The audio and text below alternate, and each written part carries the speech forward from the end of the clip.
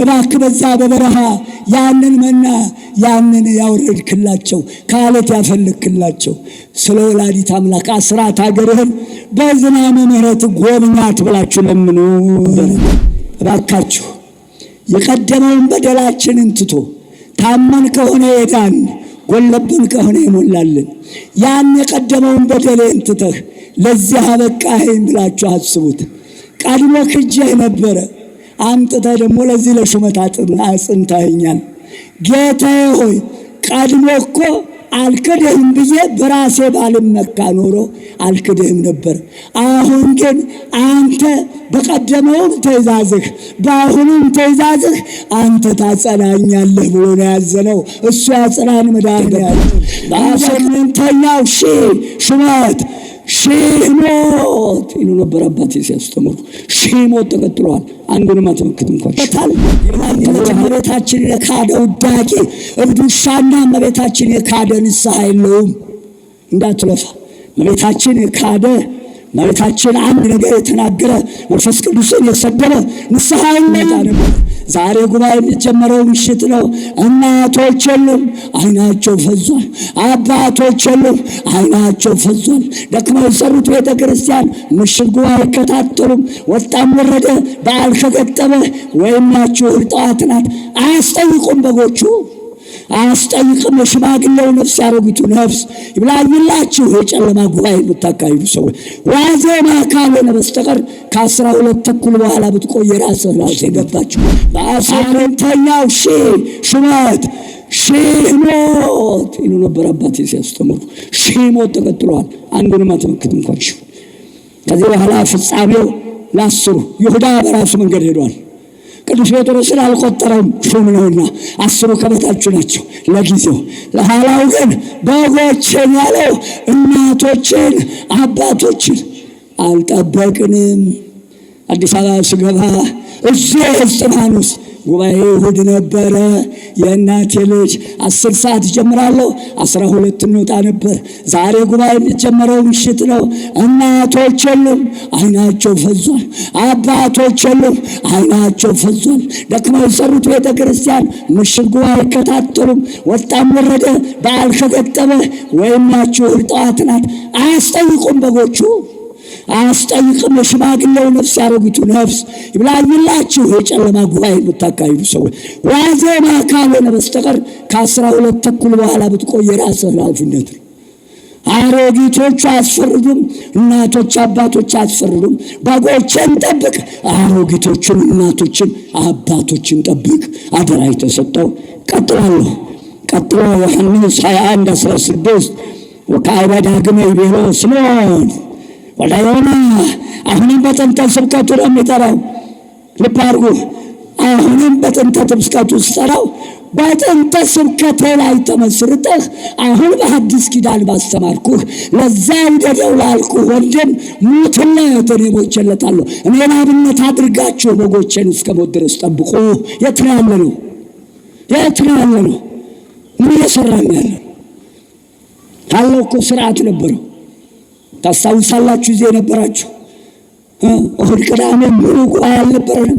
ዓርብ ከ10 ሰዓት ጀምሮ አልነበረንም። ቁርስ እዚሁ አድርገን ምሳ እዚሁ በልተን ሙሉ ቀን ጉባኤ። ቅዳሜ ከ2 እስከ 6 ከ8 እስከ 12 እሑድ ከጠዋቱ ጀምሮ እስከ 6 ምሳ እዚሁ በልተን እስከ 12 ሰዓት አልነበረም። እናቶች ተካፍለው በብርሃን ቤት ገቡ አልነበረም። ገና እሑድ ጠዋት ገና ምኑ ሳያዝ አይዟችሁ ቁሙም እንደው ማህበራዊ ኑሮ እቺ በሳምንት አንድ ቀን ህዝቡ ገና ወንጌል ሳይጀመር ጭንቅላቱ እልም ብሎ እንዲሄድ ያደርጉታል። ጉባኤን አይሰማም። የሚሄድበትን ሲያሰላስል ባዶውን ተመልሶ ይሄድ። ታውን የሚያስጨንቀን ነገር አንስራ። ርግት ብለሽ ስራህን ስራ። እንደው ስንት ደርሼ ይሆን እናቴ ልጅ? አይ ደህና ነኝ ጥቂት ነች ቀረችኝ። አይዞህ የእናቴ ልጅ። ሁለተኛ ጊዜ የዮና ልጅ ስምዖን ሆይ ትወደኛለህ? አሁንም በጥንተ ስብከቱ እየጠራሁ ነው ያለው። በፍጹም ነፍስህ በፍጹም ኃይልህ ውደድ ነው የሚለው ጥንቱ። ወቤሎዎ እግዚኦ አንተ ተአምር ከመ አነ አፈቅረከ። አንተ ልብና ኩላሊትን የምትመረምር አምላክ ጥንትም አንተ ዛሬም አንተ ጌታዬ አንተ ታውቀኛለህ። እንድወድህም አንተ አጽናኝ አንተ ታውቃለህ ሲል እንዲወድህ አንተ አጽናኝ እያለው ነው። ያጽናን መድኃኔዓለም ክርስቶስ። አሜን አትሉም? የእናቴ ልጅ አላችሁ? እስቲ እጃችሁ ላይ የኔ ጌታ እጁን ያነሳ። አትመልሱት፣ አትመልስ። የኔ ጌታ አለሁ ብሎ እጁን ያነሳ መንጋህን፣ ጠቦቶችህን፣ ግልገሎችህን አለ ስለው አለሁ ብሏል። አለሁ በምንኛ የኔ መድኃኔዓለም አለሁ በላችሁ። መድኃኔዓለም አለሁ በላችሁ የኔ ጌታ አለሁ በለህ እናቴ ልጅ አለሁ በለህ የኔ መድኃኔዓለም አለሁ በለህ የኔ መድኃኔዓለም እናቴ ልጅ። ስለ መንጋው ይገደዋል፣ ስለ ጠቦቶቹ፣ ስለ በጎቹ፣ ስለ ግልገሎቹ ይገደዋል። ያያል ያያል። ቆናው ዙሩ ሞልቶለታል። ምስጋና ይግባህ የኔ መድኃኔዓለም። መስፈሪያውን ይዞ ይመጣል፣ ጠብቁ። ወቤሎ ወእግዚኦ አንተ ተአምር ከማና ፍቅረክ። አዎ ጌታዬ ሆይ እንደወደህ አንተ ታውቃለህ፣ ትወደኛለህ። በሕገ ኦሪቱ ላይ ተመስርቶ በነቢያት ቃል ተመስርቶ ትወደኛለህ። ባስተማርኩ በአዲስ ኪዳን ተመስርቶ እንዳትረሳት። ሄጃለሁ፣ አይዞህ 5 ደቂቃ በቆይ ነው። ወይቤሎ ጊዜ ኢየሱስ ራእይከ መሐስየ ጠቦቶችን አለ። ለጊዜው የእናቴ ልጅ ጠቦቶችን ያለው 70 አርድእትን ነው። እነኝህን ጠብቃለሁ። ለኋላው ጠቦቶችን ያለው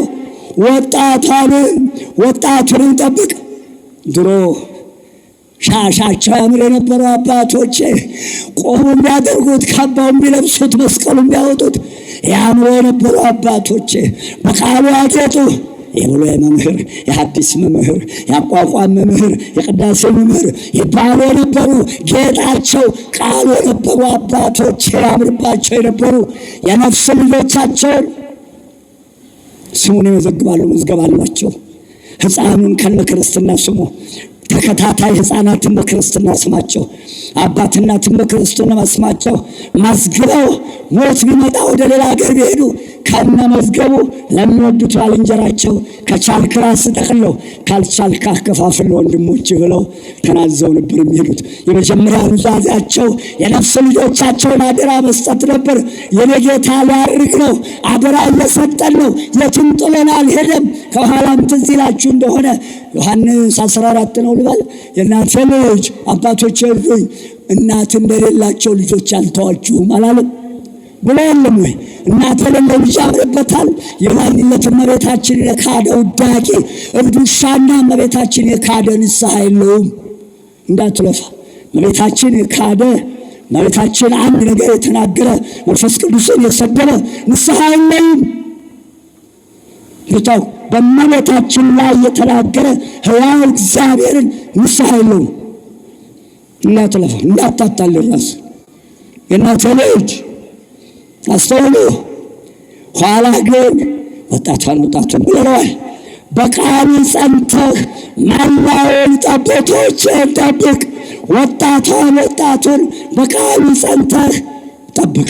ትወደኛለህ፣ እንወደውን ሕዝቤን ጠቦቶቹንም እነሆ በጎቹንም እንወደውን የተሰቀልኩለትን በአምሳሌ መልኬን አስፈጽሜ የፈጠርኩትን ሕዝቤን ጠብቅ። ገንዘቤ ነውና ሕዝቤ ነውና ጠብቅ። በእግዚአብሔር ሕዝብ ላይ የእናንተ ልጅ ይብላኝላችሁ፣ ሰው ያለቀሰባችሁ፣ ሰው ያስለቀሳችሁ ሰዎች፣ እንባ የፈሰሰባችሁ ሰዎች፣ እንባ የሰበረው ትንሣኤ የለውም። ብታመም አይድንም፣ ብሰበር አይጠገንም፣ ቢወድቅም ያነሳው የለም። ሰው የጣለውን እግዚአብሔር ያነሳዋል። እግዚአብሔር የጣላችሁ ሰዎች ወዮላችሁ። እግዚአብሔር አምላክ በበጎቹ ላይ በመንጋው ላይ ግፍ የሚሠራውን አንስቶ ነው ነቃቅሎ የሚጥለው። እግዚአብሔር እንዳይጥላችሁ መንጋው ላይ ግፍ አትስሩ፣ ሰው አትጥሉ። አንድ ማኅፀን፣ አንድ ፈጣሪ፣ አንድ አምላክ፣ አንድ አባት ነው ያለን። 30 አባት የለን። 30 አባት እንዳይሆን መጨረሻው የእናንተ ልጅ ወይቤሎ 60 ስምዖን ወዮና። ሶስተኛ ጊዜም ልብ በሉ። ለምን 3 አደረገው? ቀድሞም ሶስት ነን። አብ አካል አለው፣ ወልድ አካል አለው፣ መንፈስ ቅዱስ አካል አለው። አብ ፀሐይ ነው፣ ወልድ ፀሐይ ነው፣ መንፈስ ቅዱስ ፀሐይ ነው። ለሶስቱም ለባሩ አብ አካል አለው፣ ወልድ አካል አለው፣ መንፈስ ቅዱስ አካል አለው። በአካል ሶስት በባህሪ አንድ። የአካሉ ሶስትነት ባህሪውን አይከፍለውም። የአካሉ የባህሪው አንድነት አካሉን አይጠቀልለውም። ቀድሞም በሶስትነቴ አሁንም በሶስትነቴ በመሰረቷት ሕግ ጸንተህ ኑር። የቀደመችው ትእዛዝ ውደድ ነበር።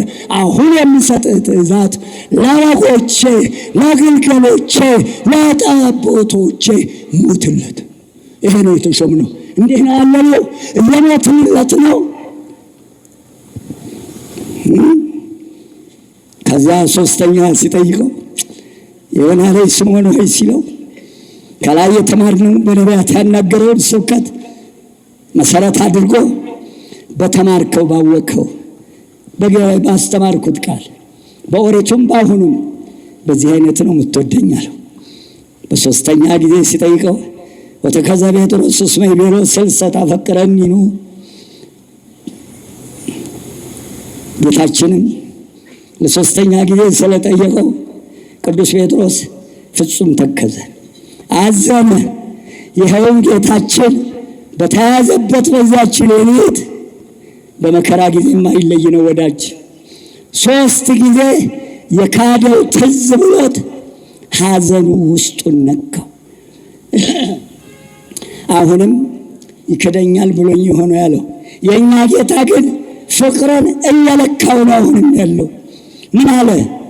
እነሆ የቀደመውን ክህደቱን በማስታወስ የበለጠ ተሰበረ። እባካችሁ የቀደመውን በደላችንን ትቶ ታመን ከሆነ የዳን ጎለብን ከሆነ ይሞላልን። ያን የቀደመውን በደሌን ትተህ ለዚህ አበቃኸኝ ብላችሁ አስቡት። ቀድሞ ክጄህ ነበረ፣ አምጥተህ ደግሞ ለዚህ ለሹመት አጽንተኸኛል። ጌታዬ ሆይ ቀድሞ እኮ አልክድህም ብዬ በራሴ ባልመካ ኖሮ አልክድህም ነበር። አሁን ግን አንተ በቀደመውም ትእዛዝህ በአሁኑም ትእዛዝህ አንተ ታጸናኛለህ ብሎ ነው ያዘነው። እሱ ያጽናን መድኃኔዓለም።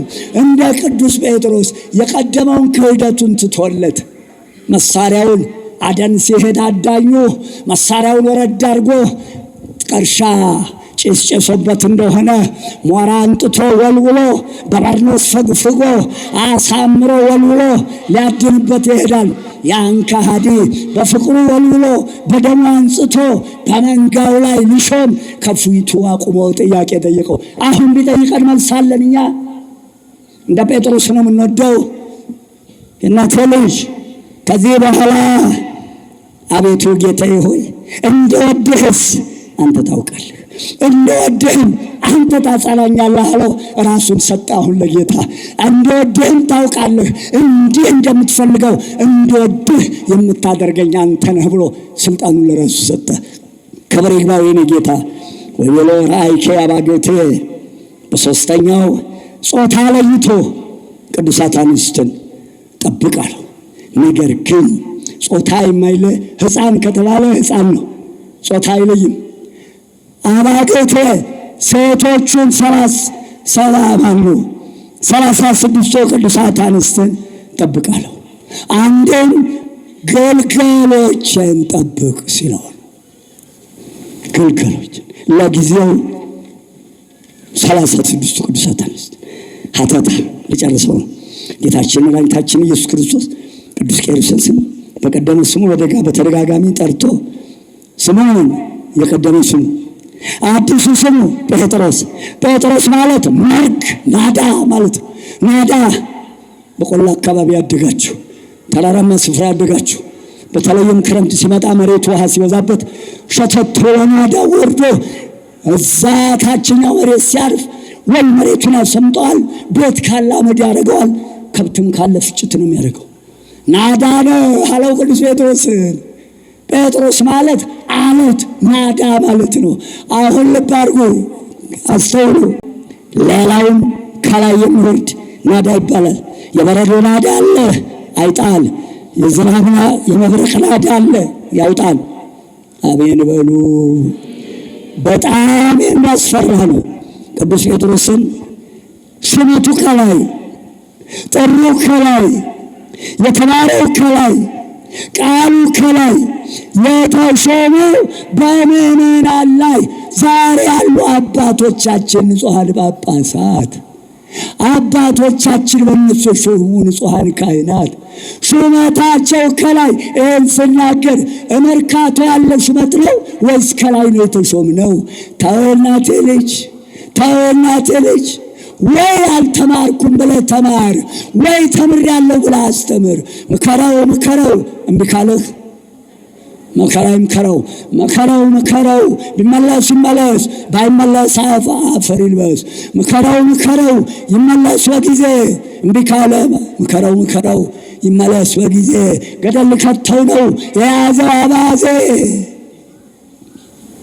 እናቴ ልጅ ምከረው ምከረው፣ ቢመለስ ይመለስ፣ ባይመለስ አፈር ይልበስ።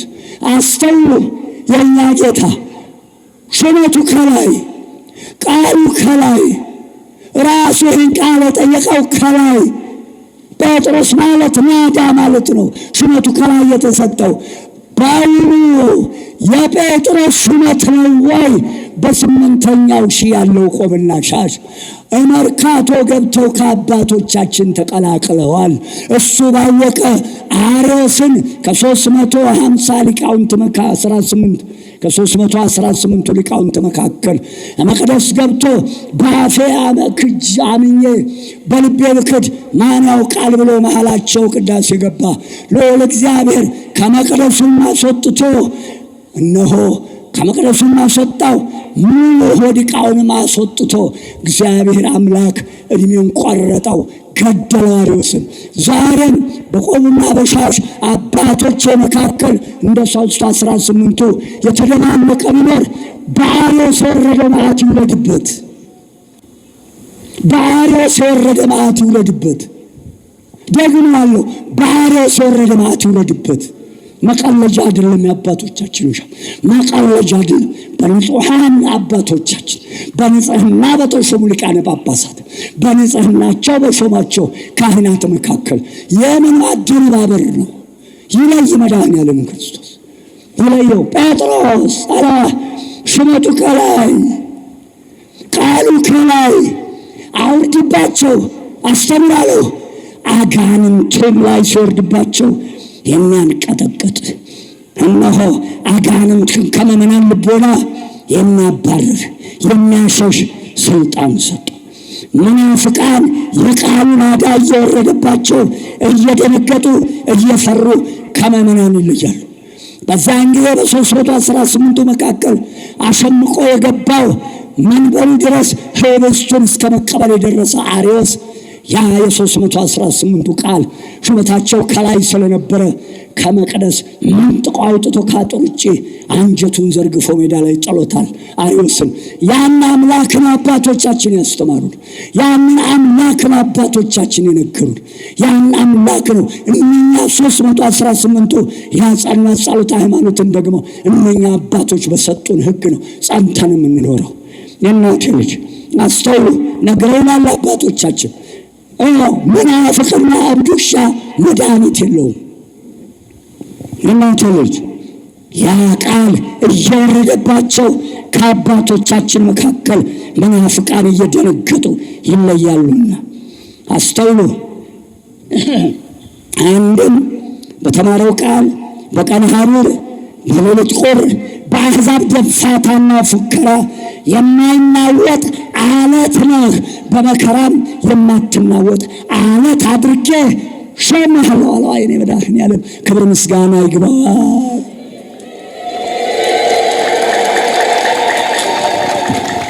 የእናቴ ልጅ ድምፃችሁን ልስማው አላችሁ?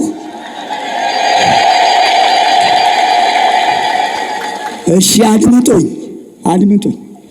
ምን ያህል የሞተለትን ሕዝብ እንደሚወደው 3 ጊዜ ጠይቆ እንዲህ አድርጎ ነው የሾመው። በዚህ ትእዛዝ በዚህ ቃል መሰረት ጴጥሮስ ተብለው ነው እነዚህ ካህናት የተሾሙት። ልባርኩ ንጹሐን አባቶቻችን ቤተክርስቲያናችን ያላትን መስፈርት አሟልታ ያን አሟልተው የተገኙትን ካህናት እንዲህ አርጋ ነው ጴጥሮስ ብላ የምትሾማቸው። በእነዚህ ነው መንጋውን የሚያስጠብቀው መድኃኔዓለም። ከዚህ ውጭ ያሉትን መድኃኔዓለም አያላት አያሳድራት ይለየው። እስከ መቼ ድረስ ፈጽመህ ትረሳኛለህ? እስከ ማዕዘኑ እግዚኦ ትረሳኝ ለግሙራ እስከ ማዕዘኑ እግዚኦ ትመይት ገጸከምኔ። አቤቱ እስከ መቼ ድረስ ፈጽመህ ትረሳኛለህ? እስከ መቼ ድረስ ትካዜ ይሆናል? እስከ መቼ ድረስ በነፍሴ መካከላለሁ? አቤቱ ጠላት አሸነፍኩት እንዳይል ለሞትም እንዳልተኛ ዓይኖቼን አብራ። የረዳኝን እግዚአብሔርን አመሰግነዋለሁ፣ ለልዑል እግዚአብሔር ስም እዘምራለሁ። መዝሙር 12 ጸልዩት። እናቴ ልጅ እስከ መቼ ድረስ ነው የምናለቅሰው? እስከ መቼ ድረስ ነው የምናዝነው? እስከ መቼ ድረስ ነው? ሰፌዱ እኮ በእጁ ነው ያለው። እናቴ ልጅ ሆኜ በሰፋችው ሰፌድ ስንዴውን አቅርባ አንዴ ስትለው ያጅራታም ቱር ያለውታል። የእናቴ ሰፌድ እንኳን የሚያዞረውን ለሰው አይበጀውን እንክርዳድ የሚለይ ሰፌድ ነበራት። የኔ ጌታ ሰፌድ እኮ በእጁ ነው ያለው። ማንሹ በእጁ ነው። አውድማ እሱ ጋር ነው ያለው። ያዘራዋል፣ ይወቃዋል፣ ያሄዳል። የሚቸግረው ነገር የለም። መዓቱ ያልቅበት፣ ምሕረቱ ያልቅበት። አቤቱ እንደ ቸርነቱ ጎብኘን።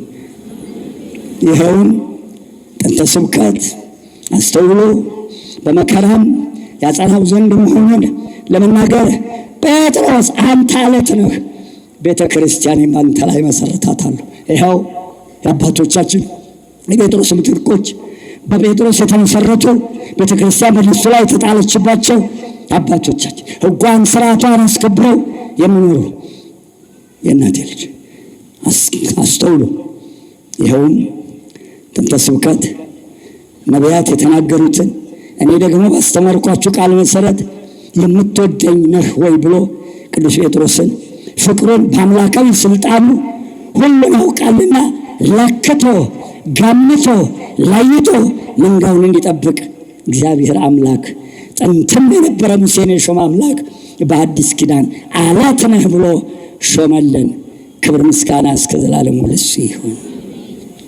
የመጀመሪያው በጥንተ ስብከት፣ ሁለተኛው ትእዛዝ ደግሞ በአዲስ ኪዳን የእናቴ ልጅ ራሱን የኛ ጌታ መስዋዕት አድርጎ ሰጥቶ አዲስ ትእዛዝ እጽፍላችኋለሁ ብሎ አዲስ ትእዛዝ ሰጠን።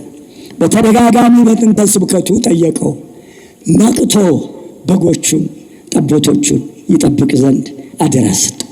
ዮሐንስ 14 15 ቁጥር 21 23ን አንብቡት። ስለዚህ ጌታችን ከጥንት ስብከቱ ራሱ ያስተማራቸውን ቃል መሰረት አድርጎ በጎችን ጠቦቶችን ግልገሎችን ጠብቅ ብሎ 3 ጊዜ የካደውን ቅዱስ ጴጥሮስን 3 ጊዜ ጠይቆ በሶስትነቴ እኔ ነኝ፣ ከእንግዲህ በሶስትነቴ በሾምኩህ በስልጣንህ በአንተ አድሬ እንዲህ እስክትሆን ድረስ በጎችን እጠብቃለሁ፣ እኔ ካንተ ጋር ነኝ ብሎ ሾመው። ክብር ምስጋና ይግባው። አባቶች እንግዲህ የእናቴ ልጅ ካህናትን ስታስቡ እንዲህ አድርጎ ነው ይሾመልን። በቃ እንዲህ አድርጎ ነው ይሾመልን። ከዚህ ለወጣ ወዮለት።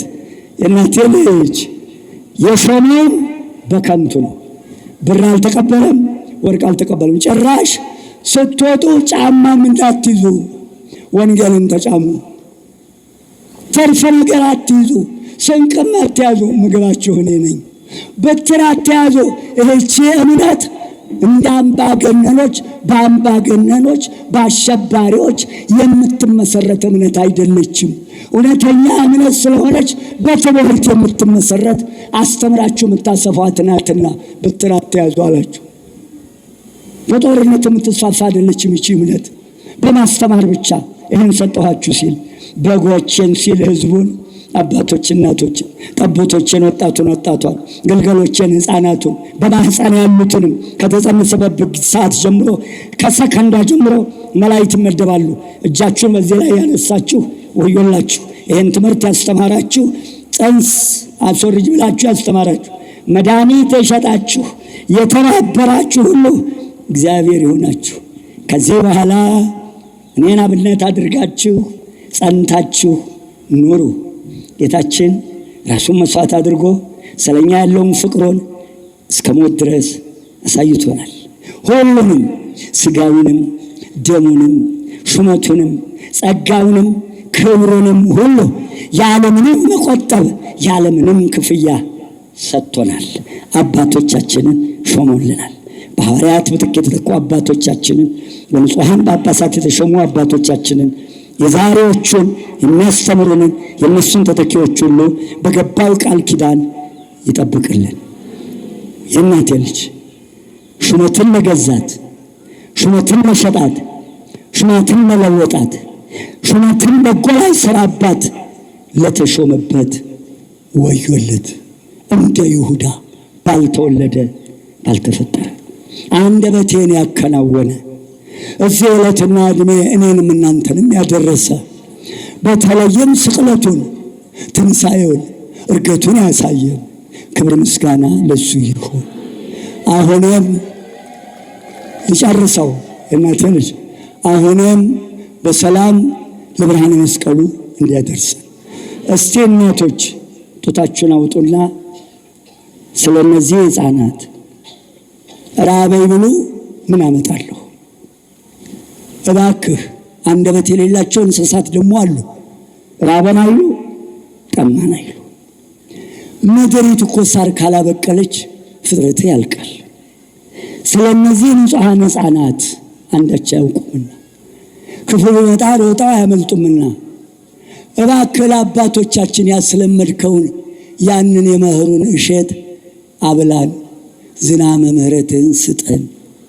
እባክህ ስለ እናትህ ስለ ቅዱሳን አባቶቻችን የአብርሃም አምላክ ነኝ በላቸው አለው እኮ ሙሴን። የአብርሃም የይስሐቅ የያዕቆብ አምላክ ነኝ በለው አለው እኮ ፈርዖንን። የዳዊት አምላክ አንተ የዳዊት ልጅ ሲሉት እኮ እነኛ የታመኑ ሰዎች ቆመላቸው። እባክህ የዳዊት ልጅ፣ እባክህ የዳዊት አምላክ፣ የሙሴ የአብርሃም የይስሐቅ የያዕቆብ አምላክ እባክህ በዛ በበረሃ ያንን መና ያንን ያወረድክላቸው ከዓለት ያፈልክላቸው ስለ ወላዲት አምላክ አስራት ሀገርህን በዝናመ ምሕረት ጎብኛት ብላችሁ ለምኑት። እናንተን ያበዛ ዓይኔን ያጠገበ ዛሬው ዕለት ያደረሰኝ ቸርነቱ የሚያልቅበት መድኃኔዓለም ክርስቶስ ለእኔም ለእናንተ ብቻን ቀን የሰጠን ክብር ምስጋና ለእሱ ይሁን።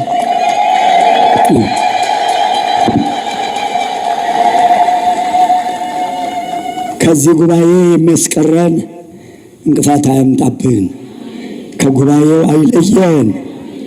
ልዑል እግዚአብሔር እንዳዘን አንገት እንደደፋን አያስቀረን፣ የሰው እጅ አያሳየን፣ በስደት በረሃብ አይቅጣን። ስሙ የተመሰገነ ይሁን።